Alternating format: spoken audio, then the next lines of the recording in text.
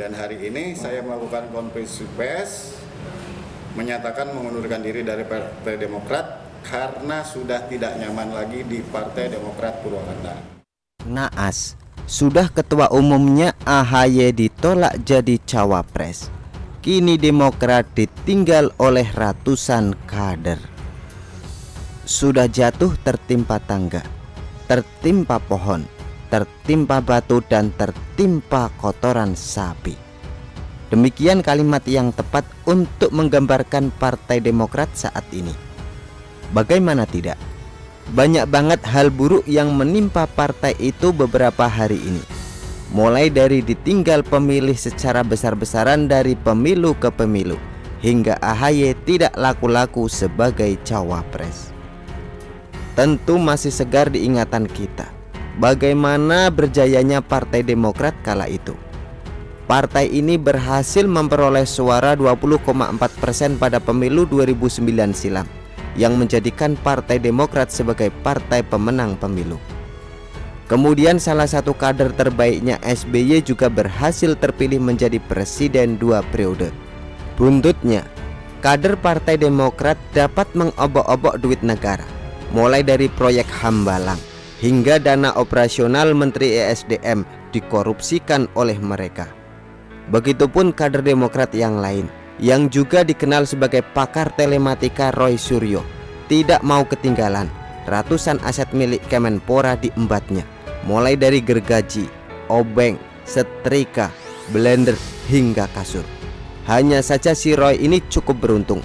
Meskipun terbukti maling aset negara, ia tidak sampai masuk penjara.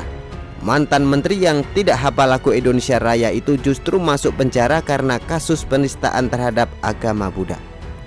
Dan seperti kata pepatah, lain dulu lain sekarang. Dulu bisa saja Partai Demokrat jadi partai pemenang pemilu. Sekarang yang terjadi malah sebaliknya, nyaris jadi partai gurem. Bisa kita lihat perolehan suara partai itu sejak pemilu 2014 hingga 2019. Tidak ada yang membanggakan. Pada pemilu 2014, Partai Demokrat memperoleh suara 10,19%.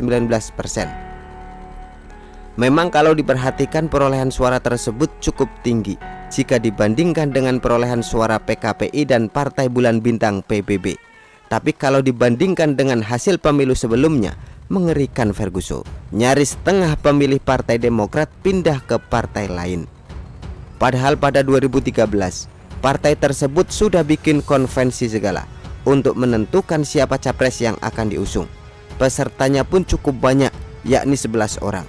Mulai dari Anies, Marzuki Ali, Irman Gusman, Pramono Edi Wibowo, hingga Dahlan Iskan. Dan pemenangnya adalah Dahlan Iskan. Akan tetapi, karena perolehan suara Partai Demokrat nggak sampai 25% atau perolehan kursi parlemennya nggak sampai 20% sebagai syarat mengusung capres, serta partai lain tidak ada yang mau mengusung Dahlan Iskan, sehingga konvensi tersebut hanya menjadi kegiatan yang sia-sia belaka, alias nggak ada manfaatnya sama sekali. Begitupun dengan Dahlan, jadi pemenang yang nggak ada gunanya. Hingga Partai Demokrat memutuskan untuk menjadi partai penyeimbang, mengusung Prabowo Hatta tidak, meskipun banyak kadernya yang mendukung Prabowo, serta mendukung Jokowi JK juga tidak. Namun ternyata menjadi partai penyeimbang bukanlah sebuah pilihan yang tepat dalam berpolitik. Terbukti, bukannya meningkat, perolehan suara partai tersebut malah turun lagi menjadi 7,77% pada pemilu 2019. Jadilah Partai Demokrat berada di posisi ke-7 dari 9 parpol yang berhasil lolos ke Senayan. Nah, untuk meningkatkan perolehan suaranya yang sudah jeblok itu, Partai Demokrat berusaha agar mendapatkan efek ekor jas pada pemilu 2024 mendatang. Pertanyaannya, dengan cara apa? Mengupayakan AHY jadi cawapres Anies. Hanya saja kemalangan datang lagi menggerogoti partai yang dikenal dengan slogan "katakan tidak pada hal korupsi" tersebut. Ternyata dari Sabang sampai Merauke, dari Miangas sampai Pulau Rote, tidak ada yang setuju kakak kandung Ibas itu jadi cawapres Anies, kecuali kader Partai Demokrat sendiri dan teman-temannya. Jangankan orang lain, sesama anggota koalisi perubahan saja, Nasdem dan PKS tidak mau AHY jadi cawapres Anies. Hal ini bisa kita lihat dari PKS yang mengusulkan nama cawapres Anies banyak banget, mulai dari Hovifah, Sandiaga Uno hingga Aher. Tapi tidak pernah sekalipun ada nama AHY yang mereka sodorkan. Sementara yang dilakukan oleh Nasdem lebih parah lagi. Wakil Ketua Umum partai itu Ahmad Ali secara terang-terangan mengatakan cawapres untuk Anies harus berpengalaman di pemerintahan. Jelas pernyataan itu secara gamblang menolak AHY untuk jadi cawapres Anies, karena AHY tidak punya pengalaman sama sekali di pemerintahan. Jangankan jadi kepala daerah atau jadi menteri, jadi ketua RT saja dia belum pernah. Sedangkan Anies bisa kita lihat sendiri dari gestur tubuh serta tangannya dan ekspresi wajahnya, sama sekali tidak menunjukkan minat untuk berduet dengan AHY.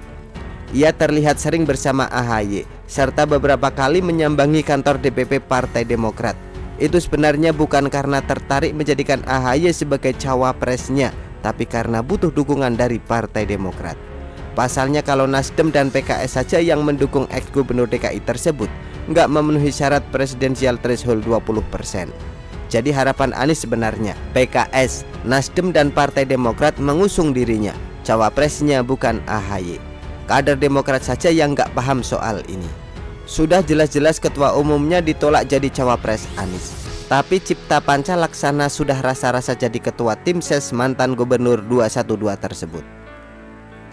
Sudah nasib AHY masih gelap gulita menjelang 2024. Pasca Hari Raya Idul Fitri 2023 ini, Demokrat kembali menjadi sorotan, yakni ratusan kadernya mengundurkan diri. Hal tersebut terjadi di Kabupaten Purwakarta, Jawa Barat. Di antaranya yang mengundurkan diri adalah Rini Meilani. Saya terlahir dari Partai Demokrat, tapi ya itu tidak ada keharmonisan dengan kepengurusan yang sekarang. Saya sebagai ketua Sri Kandi sangat menyayangkan, tapi keluar dari Partai Demokrat ini harus dilakukan, karena di politik kita harus bisa menentukan sikap.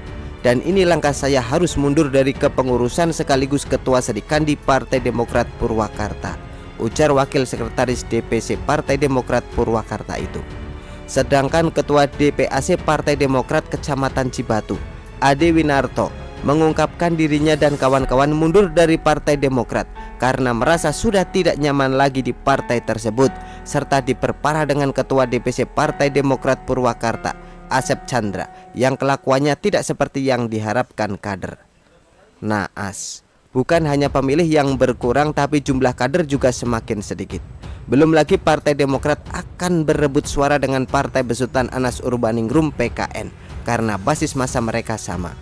Jadi wajar bila kemudian kader partai tersebut doyan banget menyerang Presiden Jokowi dan Ganjar tanpa data, ternyata untuk mengalihkan perhatian terhadap nasib partainya yang semakin hari semakin gak jelas.